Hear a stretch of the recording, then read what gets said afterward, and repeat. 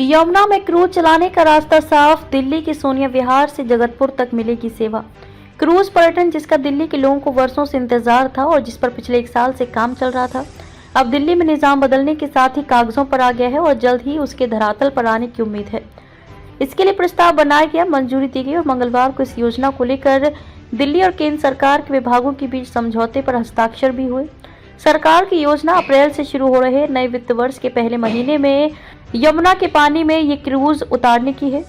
केंद्रीय बंदरगाह, जहाज रानी और जलमार्ग मंत्री सर्बानंद सोनोवाल ने इस योजना के लिए हर संभव मदद देने का आश्वासन दिया है।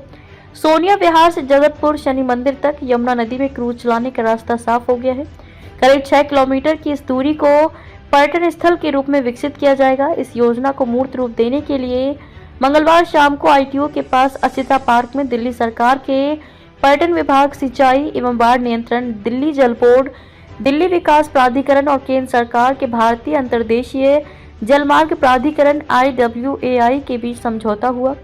इस मौके पर केंद्रीय बंदरगाह, जहाज रानी एवं जलमार्ग मंत्री सर्बानंद सोनोवाल, राज्य मंत्री शांतनु ठाकुर, उपराज्यपाल VK सक्सेना, मुख्यमंत्री रेखा गुप्ता, दिल्ली सरकार के मंत्री प्रवेश वर्मा, कपिल मिश्रा, मुख्य सचिव धर्मेंद्र समेत अन्य अधिकारी मौजूद रहे। केंद्रीय मंत्री सोनोवाल ने इस अवसर पर कहा कि केंद्र सरकार ने वर्ष 2016 में यमुना को राष्ट्रीय जलमार्ग 110 घोषित किया था। उन्होंने कहा कि क्रूज पर्यटन और फेरी सेवा की शुरुआत के साथ ही हम दिल्ली में एक नई पर्यावरण अनुकूल परिवहन प्रणाली की नींव रख रहे हैं। उन्होंने कहा कि हम दिल्ली को हर संभव मदद देंगे और जरूरत पड़ने पर यमुना नदी की गहराई भी बढ़ाएंगे। उन्होंने कहा कि प्रधानमंत्री नरेंद्र मोदी के विजन के अनुरूप देश भर में जलमार्गों के पुनरुद्धार पर जोर दिया जा रहा है। इसी कड़ी में यमुना को स्वच्छ और निर्मल बनाने, इसकी सांस्कृतिक विरासत को पुनर्जीवित करने और दिल्ली के पर्यावरण को बेहतर बनाने के लिए ठोस कदम उठाए जा रहे हैं। उपराज्यपाल सक्सेना ने कहा कि यमुना को सालों तक एक नाले के रूप में देखा जाता रहा, लेकिन अब ये सोच बदलेगी। उन्होंने कहा कि अगर ये MOU 1 साल पहले हुआ होता तो आज ये सेवा शुरू हो गई होती।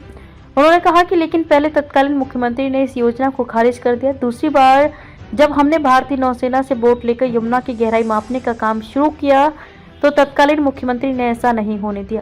उन्होंने कहा कि यमुना में क्रूज टूरिज्म अभी एक शुरुआत है। आने वाले समय में इस योजना में PPP mode, public private partnership को भी बढ़ावा दिया जाएगा ताकि इस योजना को नई ऊंचाइयों पर ले जाया जा सके।